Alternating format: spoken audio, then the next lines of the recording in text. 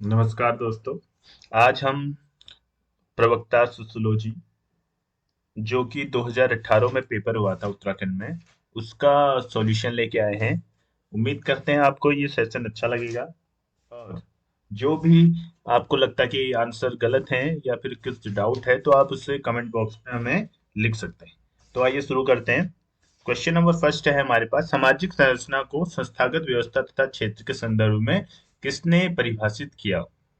तो इसका जो सही आंसर है, इसका आंसर है गर्थ एवं मिल्स ने। इसका आंसर है गर्थ एवं मिल्स। तो क्वेश्चन नंबर टू है, डेथ ऑफ द फैमिली पुस्तक के लेखक कौन है? जो डेल डेथ ऑफ द फैमिली पुस्तक के हैं, ये है डेविड कूपर। ऐसी है क्वेश्चन नंबर थर्ड, पिग्मेलियन प्रभाव वाक्यांश किसकी रचना से लिया गया है? तो ये रचना है जॉर्ज बर्नार्ड शॉ की। अगला क्वेश्चन है, नातेदारी को वर्गात्मक तथा वर्णनात्मक के रूप में किसने वर्गीकृत किया, किसने क्लासिफाइड किया? तो इसका सही आंसर है एच एल मॉर्गन ने। इसका सही आंसर है एच एल मॉर्गन। जो नातेदारी को वर्गात्मक तथा वर्णनात्मक के रूप में इन्होंने जो है वर्गीकृत किया था। क्वेश्चन नंबर फाइव है, शिल्प या जिसे कारीगरी कहते हैं कि मूल प्रवृत्ति तथा लाभ की प्रेरणा में किसने अंतर किया था? तो इसका आंसर है टी बेबलन। ये क्या था? टी बेबलन ने। तो इसी प्रकार से अगला क्वेश्चन है। देखिए ये अगला क्वेश्चन जो है ये कथन वाला है, एक अभिकथन और उसका कारण है। तो ये कह रहा है कि निकटाभिगमन निषेध सार्वभौमिक रूप से पाए जाते हैं, और इसका कारण है, निकटाभिगमन निषेध का कारण निकट संबंधियों के बीच यौन संबंधों के लिए प्राकृतिक अरुचि का होना है। तो नीचे चार ऑप्शन दे रखे हैं, इन चार ऑप्शनों में से हमने सही और गलत का पता करना है। तो देखिए, तो ये कह रहा है कि निकटाभिगमन निषेध सार्वभौमिक रूप से पाए जाते हैं। सार्वभौमिक सही बात है, ये हर कहीं पाए जाते हैं। और दूसरा है, निकटाभिगमन निषेध का कारण निकट संबंधियों के बीच यौन संबंधों के लिए प्राकृतिक अरुचि का होना है। तो ये इसके साथ सही नहीं बैठ रहा है, तो इसका आंसर जो होगा, ए सही है और आर गलत है। तो ये इसका आंसर होगा। ठीक, क्योंकि निकटाभिगमन निषेध सार्वभौमिक रूप से पाए जाते हैं, और उसका इसका जो है यौन संबंधों के लिए प्राकृतिक रुचि का होना आवश्यक नहीं है। क्वेश्चन नंबर सेवन पर आते हैं। इसमें भी दो कथन दिए गए हैं, दोनों कथनों के बारे में हम देखते हैं। कथन ए दे रखा है, समाजवाद एक ऐसी आर्थिक व्यवस्था है जिसमें उत्पादन एवं वितरण के साधनों पर राज्य का स्वामित्व होता है। ठीक है, ये तो सही बात है। वैसे इसका कारण है, आर्थिक क्रिया का परम उद्देश्य लाभ अर्जित करना नहीं होता। हाँ, तो हमेशा आर्थिक क्रिया का परम उद्देश्य लाभ अर्जित करना तो नहीं होता है। तो देखिए, दोनों तो सही लग रहे हैं, लेकिन अब देखते हैं कौन सा उपयुक्त आंसर हो सकता है। ए और आर दोनों सही हैं। आर ए की सही व्याख्या है। तो जहां तक आंसर है तो ये सही लग रहा है इसमें। ठीक, कि ए और बी दोनों सही है और आर ए की व्याख्या करता है, तो सिंपल है। देखो, परम उद्देश्य आर्थिक क्रिया का परम उद्देश्य लाभ अर्जित करना नहीं होता है। क्यों नहीं होता है? बहुत सी ऐसी योजनाएं आपने देखी होगी जो आर्थिक क्रियाओं के द्वारा होती है, सरकार को उसमें लाभ प्राप्त करने के उद्देश्य वो क्रिया आरंभ नहीं करते। जैसे आप गरीबों के लिए जो भी सरकार द्वारा जो भी स्कीम लाई जाती, तो इसी का उदाहरण हो सकता है। तो अगला क्वेश्चन है, क्वेश्चन नंबर एट, समाजशास्त्र का शाब्दिक अर्थ है? तो सिंपल है, ये होगा तुम्हारा समाज का विज्ञान। ठीक है, साइंस ऑफ सोसाइटी। ठीक, आगे बढ़ते हैं। क्वेश्चन नंबर नाइन पर आते हैं हम। प्राकृतिक विज्ञान एवं समाज विज्ञान मुख्य शाखाएं किसकी होंगी? प्राकृतिक विज्ञान एवं समाज विज्ञान मुख्य शाखाएं हैं, तो सिंपल है, नॉर्मल जो विज्ञान है उसकी शाखाएं प्राकृतिक विज्ञान भी हैं और समाज विज्ञान है। प्राकृतिक विज्ञान में तो जो साइंस साइंस के सब्जेक्ट आगे वो हो गया, और समाज विज्ञान में जैसे सोशोलॉजी। क्वेश्चन नंबर 10 है, समाजशास्त्र का कौन सा उपागम सामाजिक व्यवस्था से संबंधित है? तो सामाजिक व्यवस्था से जो संबंधित है वो होता है प्रक्रियात्मक प्रकार्यात्मक। तो सी ऑप्शन इसका सही होगा। क्वेश्चन नंबर 11 है, निम्नलिखित में से किसने समाज मूलतः प्रकट होता है? किसमें जो है समाज जो है प्रकट होता है? तो इसका सही आंसर है आपका व्यक्तियों के अस्तित्व से। सिंपल सी बात है कि जब तक व्यक्तियों का अस्तित्व नहीं होगा तब तक समाज प्रकट कैसे हो सकता है। अगला नेक्स्ट क्वेश्चन है, निम्नलिखित में से कौन सा एक समाज की विशेषता नहीं है? समाज की विशेषता क्या नहीं है, ये यहाँ पर ऑप्शन है। देखो, अन- अन्योन्याश्रियता ये तो होती है, सहयोग और संघर्ष भी होता है, ये समानता और भिन्नताएं भी होती है समाज में।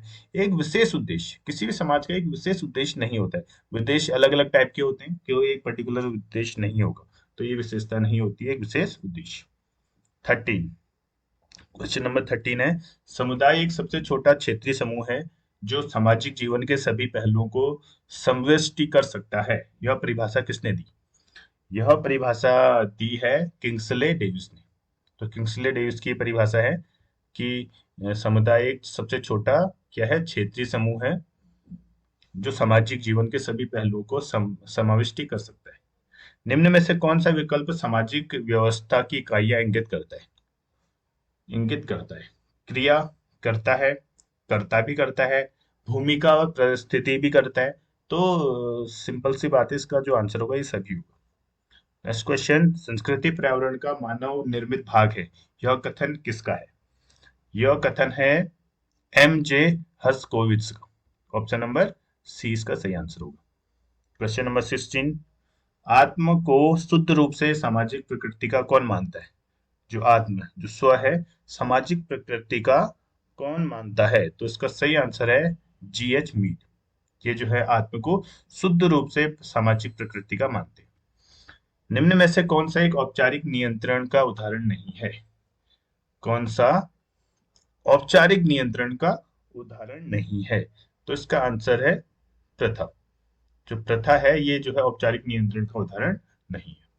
अगला क्वेश्चन है, अभिजातों के परिभ्रमण के सिद्धांत का प्रतिपादन किसने किया? अभिजातों के परिभ्रमण का जो सिद्धांत का प्रतिपादन किया था, ये किया था पेरेटो ने। किसने किया था? पेरेटो ने। कौन सा सामाजिक परिवर्तन हमेशा मानव प्रसन्नता को इंगित करता है? तो मानव प्रसन्नता को इंगित करने वाला है प्रगति। जब प्रगति होगी तो मानव हर किसी में जो प्रसन्नता का भाव उत्पन्न होता है। क्वेश्चन नंबर 20 है, 20, निम्न में से कौन सा अर्जित परिस्थिति का एक उदाहरण है? तो अर्जित जो बाद में आता है मनुष्य के पास, तो कुछ चीजें तो अनायास ही मिल पाती हैं और कुछ चीजें बाद में प्राप्त होती हैं, तो वो है इसका वर्क। इसका आंसर होगा वर्क। भारत विदा अध्ययन परिप्रेक्ष्य का अनुसरण कर भारतीय समाज का अध्ययन करने वाले निम्नलिखित में से कौन माने जाते हैं? तो ये माने जाते हैं लुई डूमा एवं जीएस घुरी। अगला क्वेश्चन है, कौन मानते हैं सभी परिचय, प्रस्तुति, भविष्यवाणी इत्यादि अपने अस्तित्व के लिए अपने से बाहर कुछ चीजों पर निर्भर हैं? तो जो निर्भर है ये बताते हैं जे देरीदा। कौन बताते हैं? जे देरीदा। किसने आत्म का प्रस्तुतिकरण लिखी है और भूमिकाओं के अधिनियम की अवधारणा दी है? तो ये आंसर है सी, इसका आंसर होगा जे एलेक्जेंडर ने। ये इनकी जो पुस्तक भी लिखी हुई है और जो उसी के अंदर उन्होंने भूमिकाओं के अधिनियम की अवधारणा भी दी है। किसने थ्योरेटिकल लॉजिक इन सोशियोलॉजी नामक पुस्तक लिखी हुई है? तो ये जो पुस्तक लिखी हुई है, ये लिखी हुई है जे एलेक्जेंडर ने। ठीक, ये लिखी हुई है जे एलेक्जेंडर ने। अच्छा, यहाँ पर एक मिस प्रिंट हो गया है। कौन सा? 23 वाला। किसने आत्म का प्रस्तुतिकरण लिखी है? ये आंसर है, ये एलेक्जेंडर नहीं होगा इसका आंसर। इसका आंसर एलेक्जेंडर नहीं है, इसका आंसर है इरविन गॉफमैन। आत्म का प्रस्तुतिकरण लिखी है इरविन गॉफमैन ने, और उसी के अंदर अंदर उन्होंने कॉन्सेप्ट दिया है भूमिकाओं के अधिनियम की। ऐसी 24 है, किसने थ्योरेटिकल लॉजिक इन सोशियोलॉजी नामक पुस्तक लिखी हुई है? तो इसका सही आंसर है जे एलेक्जेंडर। अगला क्वेश्चन है, किन्हें संरचनावाद का सर्वाधिक प्रखर मार्क्सवादी कहा जाता है? संरचनावाद का प्रखर मार्क्सवादी, तो ये है एल अल्थुसर। एल अल्थुसर को संरचनावाद का सर्वाधिक प्रखर मार्क्सवादी कहा जाता है। अगला क्वेश्चन है, किसने new rules of sociological methods नामक पुस्तक लिखी? New rules of sociological method. ये पुस्तक लिखी हुई है एंथोनी गिडेंस ने। तो ये इसका डी वाला सही आंसर होगा। अगला क्वेश्चन है 27। किसका सिद्धांत विखंडनवाद के रूप में माना जाता है? तो विखंडनवाद के रूप में माना जाता है जे देरिदा का सिद्धांत। किस किसने माना कि तर्क पागलपन की अंतिम भाषा है? तर्क तर्क को पागलपन की अंतिम भाषा के रूप में जो माना है, ये माना है एम फूको ने। किसने आर्थिक निर्धारणवाद के संदर्भ में अपने सिद्धांत का प्रतिपादन किया? आर्थिक निर्धारणवाद के संबंध में अपना सिद्धांत जो प्रतिपादित किया है, वो किया है कार्ल मार्क्स ने, आर्थिक निर्धारणवाद के संदर्भ में। अगला है किसका नाम वर्ग संघर्ष से जुड़ा हुआ है? तो ये तो सिंपल सी बात है, मार्क्स जिसने थोड़ी भी पढ़ाई की होगी उसे पता होगा, कार्ल मार्क्स ने ही वर्ग संघर्ष का कॉन्सेप्ट दिया था। अगला क्वेश्चन है यांत्रिक एवं समावयवी एकता का विवेचन किसने किया? तो इसका सही आंसर है ई दुर्खाइम ने। ई दुर्खाइम ने यांत्रिक एवं सावयवी एकता का विवेचन किया था। अगले क्वेश्चन में आते हैं, क्वेश्चन नंबर 32। समाजशास्त्री समाजशास्त्र सामाजिक तथ्यों का अध्ययन है किसने कहा था? जो तथ्य है, तथ्य के विषय में कहा था, किसने कहा था? दुर्खिम ने। जो इमाइल दुर्खिम थे, इन्होंने जो है तथ्यों पर ज्यादा, सामाजिक तथ्यों पर ज्यादा जोर दिया था, इसलिए इसका आंसर हो जाएगा ई दुर्खाइम। इमाइल दुर्खाइम ने धर्म के अध्ययन में निम्नलिखित में से एक वर्गीकरण का प्रयोग किया है। तो कौन सा वर्गीकरण का प्रयोग किया है उन्होंने? तो उन्होंने किया पवित्र एवं लौकिक। मैक्स वेबर के अनुसार निम्नलिखित में से कौन सा सामाजिक क्रिया का प्रकार नहीं है? कौन सा सामाजिक क्रिया का प्रकार नहीं है? तो यह है अंतःक्रिया। इसका आंसर होगा अंतःक्रिया। अगला है मैक्स वेबर की सामाजिक क्रिया के कितने प्रकारों का उल्लेख किया है? कितने प्रकार जो है का उल्लेख किया हुआ है? तो यह 4 प्रकार है। तो इनके 4 प्रकार है। अगला क्वेश्चन है 36। सत्ता को वैधानिक, परंपरागत तथा चमत्कारिक सत्ता में किसने वर्गीकृत किया? तो ये वर्गीकृत किया था एम बेवर ने। एम बेवर इसका सही आंसर है। 37 से 37। निम्नलिखित समाजशास्त्रियों में कौन संदर्भ का क्रिया ढांचा से संबंधित है? तो ये है टी पार्सन्स। इसका सही आंसर होगा टी पार्सन्स। अगला क्वेश्चन है निम्नलिखित में से किसने सामाजिक स्तरीकरण का प्रकार्यात्मक सिद्धांत प्रतिपादित किया था? तो एक तो है इसमें डेविस तथा मूर, और एक पार्सन्स। तो इसका आंसर होगा सी वाला, 1 एंड 1 और 3 वाला। अगला क्वेश्चन है, अगला क्वेश्चन है देखिए, टी पार्सन्स ने सामाजिक संरचना के कितने प्रकारों का वर्णन किया था? कितने प्रकारों का वर्णन किया था? यह है चार चार प्रकार है इनका, उन्होंने वर्णन किया था। अगला क्वेश्चन है प्रत्याशित समाजीकरण का प्रत्यय विकसित किया था, ये किया था आर के मर्टन ने। आर के मर्टन इसका सही आंसर होगा। कौन प्रकारीवादी सिद्धांत से संबंध नहीं है? कौन जो प्रकारीवादी सिद्धांत दिए थे इनसे कौन संबंध, किसका संबंध नहीं है? तो ये संबंध है पीवी यंग का संबंध इससे नहीं है, बाकी मेडोवेस्की, स्पेंसर और ब्राउन तीनों इससे संबंधित है। स्टडीज इन इथ मेथोडोलॉजी पुस्तक किसने लिखी थी? तो ये जो पुस्तक लिखी थी, ये लिखी थी एच गारफिंकल। ये इसका ए वाला सही आंसर होगा। आगे बढ़ते हैं, क्वेश्चन नंबर 43 में आते हैं। संदर्भ समूह को सकारात्मक तथा नकारात्मक संदर्भ समूहों में किसने वर्गीकृत किया? तो ये वर्गीकृत किया था मर्टन ने। मर्टन इसका सही आंसर होगा।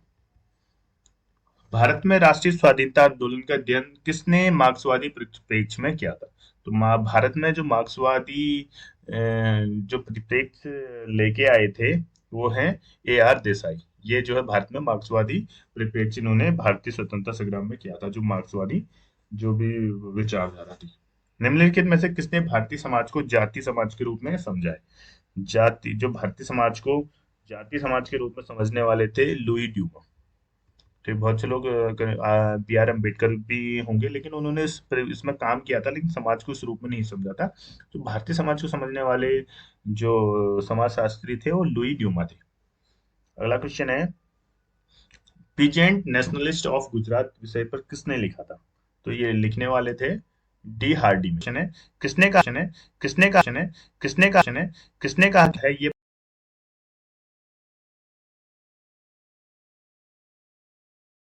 बताया था?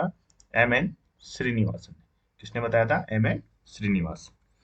अगला क्वेश्चन है, ए आर देसाई की राष्ट्रवाद की परिभाषा किससे प्रेरित है?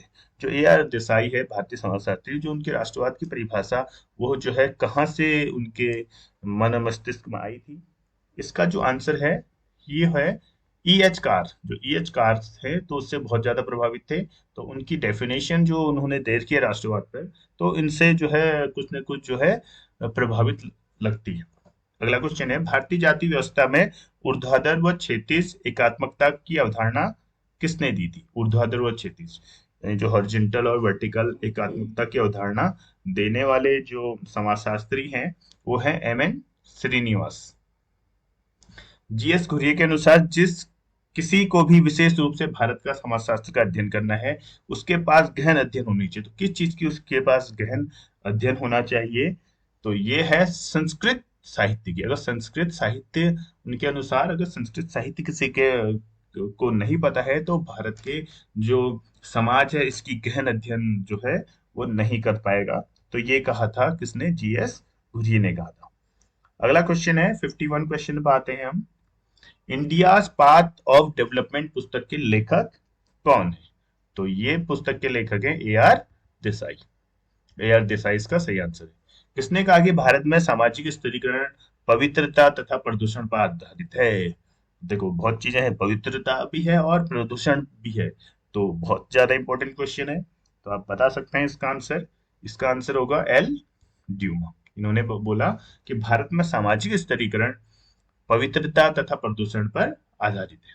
अगला क्वेश्चन है, कौन सा परिप्रेक्ष्य इस मान्यता पर आधारित है कि भारतीय समाज अद्वितीय है और भारतीय भारतीय सामाजिक संस्थाओं को मूल कृतियों के द्वारा बेहतर समझा जा सकता है? जो मूल कृतियां हैं उनसे बेहतर तरीके से समझा जा सकता है, ये कहा, ये जो है किस मान्यता पर आधारित है? तो ये है भारतीय विद्या अध्ययन जो मान्यता है इस पर जो है आधारित है। ठीक।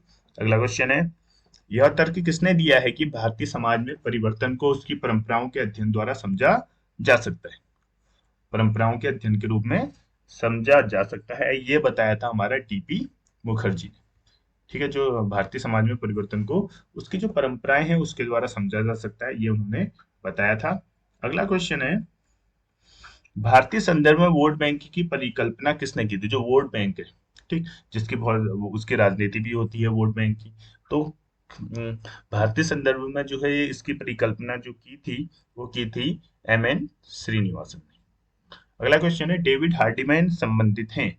जो डेविड हार्डिमैन है तो वो उनका जो क्या परिप्रेक्ष्य था, किस परिप्रेक्ष्य से संबंधित हैं? तो ये इसका आंसर होगा सी, उपाश्रित परिप्रेक्ष्य से संबंधित हैं डेविड हार्डिमैन। अगला क्वेश्चन है, contemporary India in its modernisation पुस्तक के लेखक कौन है? Contemporary India and its modernisation, तो इसका जो आंसर है वो है एच सी दुबे। अगला क्वेश्चन है, निम्नलिखित में से कौन सा सामाजिक आंदोलन का अनिवार्य लक्षण नहीं है? अनिवार्य लक्षण नहीं है सामाजिक आंदोलन का, तो इसका आंसर होगा आपका क्रांति। जरूरी नहीं क्रांति के द्वारा ही जो है अनिवार्य लक्षण, क्रांति हो सकता है ठीक, लेकिन अनिवार्य लक्षण जरूरी नहीं है। लेकिन सामूहिक लामबंदी हो सकता है, विचारधारा तो होनी चाहिए परिवर्तन की ओर दिशा, ये सभी सामाजिक आंदोलन के अनिवार्य लक्षण हैं। और क्रांति हो भी सकती है, नहीं भी हो सकती है, अगर जरूरी नहीं है क्रांति ही जो है सामाजिक आंदोलन को लाए, ये जरूरी नहीं है। अगला क्वेश्चन है, निम्नलिखित में से कौन दक्षिण भारत में ब्राह्मण विरोधी आंदोलन के नेता थे? जो ब्राह्मणों का विरोध करने से संबंधित आंदोलन वे दक्षिण भारत में, तो उसके कौन नेता थे? तो इसका आंसर होगा आपके पास ईवी रामास्वामी नायकर जो है इस आंदोलन के नेता थे। निम्नलिखित में से कौन सा एक परिवर्तन संवर्धन आंदोलन है? संवर्धन आंदोलन कौन सा परिवर्तन जो है संवर्धन आंदोलन है? तो साक्षरता आंदोलन, महिला मुक्ति आंदोलन, दलित आंदोलन। तो इसके सभी आंसर सही होंगे, तो इसका मतलब उपरोक्त सभी इसका सही आंसर होगा। अगला क्वेश्चन है, भूदान आंदोलन किस उग्र किसान आंदोलन के पश्चात प्रारंभ किया था? तो ये था तेलंगाना आंदोलन के फलस्वरूप जो है भूदान आंदोलन शुरू किया गया था। अगला क्वेश्चन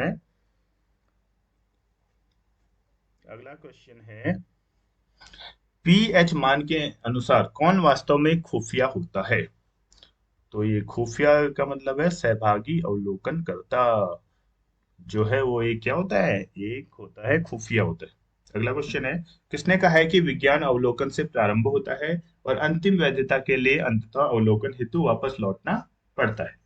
तो ये कहा था गुडे और हार्ट ने। गुडे और हार्ट इसका सही आंसर होगा, सी वाला। अगला क्वेश्चन है, निम्नलिखित में से डेटा का कौन सा एक द्वितीयक स्रोत है? जो डेटा है उसका प्राथमिक नहीं बोला, द्वितीयक स्रोत बोला। तो द्वितीयक स्रोत जो होता है वो होता है सरकारी रिपोर्ट। इस डेटा का एक द्वितीयक स्रोत के रूप में होता है। निम्नलिखित आंकड़ों का माध्य होगा। तो माध्य निकालना बहुत आसान है, एवरेज निकालना है। सबको आप ऐड करते हैं और अपॉन जितनी संख्या है उससे डिवाइड कर लेते हैं। तो इसका आंसर होगा सी। तो आप करके देख लीजिएगा, सबको प्लस कर दो अपॉन, जैसे 50 10 60, 60 और 20 80, 80 और 100, 100/5 यानी कि 20, 20 इसका आंसर होगा। अगला क्वेश्चन है, किस एक को तथ्यों और सिद्धांतों के बीच की एक कड़ी माना गया है? तथ्यों और सिद्धांतों के बीच की कड़ी माना गया है, यह उपकल्पना को माना गया है। निम्नलिखित में से कौन एक सामाजिक अनुसंधान की गणनात्मक पद्धति है? गणनात्मक जो पद्धति है यह है प्रश्नावली। प्रश्नावली इसका सही आंसर होगा। अगला है ब्रेलसन पद्धति 1954 में जो आया था, वो किस में प्रयोग की जाती है? तो ये है अंतर्वस्तु विश्लेषण में। अगला है मेथोडोलॉजी इन सोशल रिसर्च, डाइलेमोज एवं पर्सपेक्टिव्स के लेखक कौन हैं? तो इसके लेखक हैं पार्थनाथ मुखर्जी, पीएन मुखर्जी। अगला है, शोध पद्धति के रूप में आरआरए त्वरित ग्राम मूल्यांकन का कब विकास हुआ था? किस द्वारा पीआरए का जो है विकास हुआ था? तो इसका सही आंसर है 1970 के दशक में। निम्नलिखित आंकड़ों की माध्यिका ज्ञात कीजिए। तो माध्यिका आप निकाल सकते हैं, बहुत आसान होता है। सबसे पहले इसे इंक्रीजिंग ऑर्डर में लिखोगे आप नंबर्स को, और उसके बाद जो जो संख्या ठीक बीच में आती है वो उसका जो है माध्यिका हो जाती है। तो 71 इसे आप कर सकते हैं, सी इसका आंसर है 9। तो आप चेक कर लेना, पहले से इंक्रीजिंग बढ़ते हुए क्रम में लिखना। निगमन तर्क है, ज्ञान प्राप्त करने का है, ज्ञान प्राप्त करने का है, ज्ञान प्राप्त करने का है, ज्ञान प्राप्त करने का है, ज्ञान प्राप्त करने का है, ज्ञान प्राप्त करने का है, ज्ञान प्राप्त करने का है, ज्ञान प्राप्त करने का है, ज्ञान प्राप्त करने का है, ज्ञान प्राप्त करने का है, ज्ञान प्राप्त करने का है, ज्ञान प्राप्त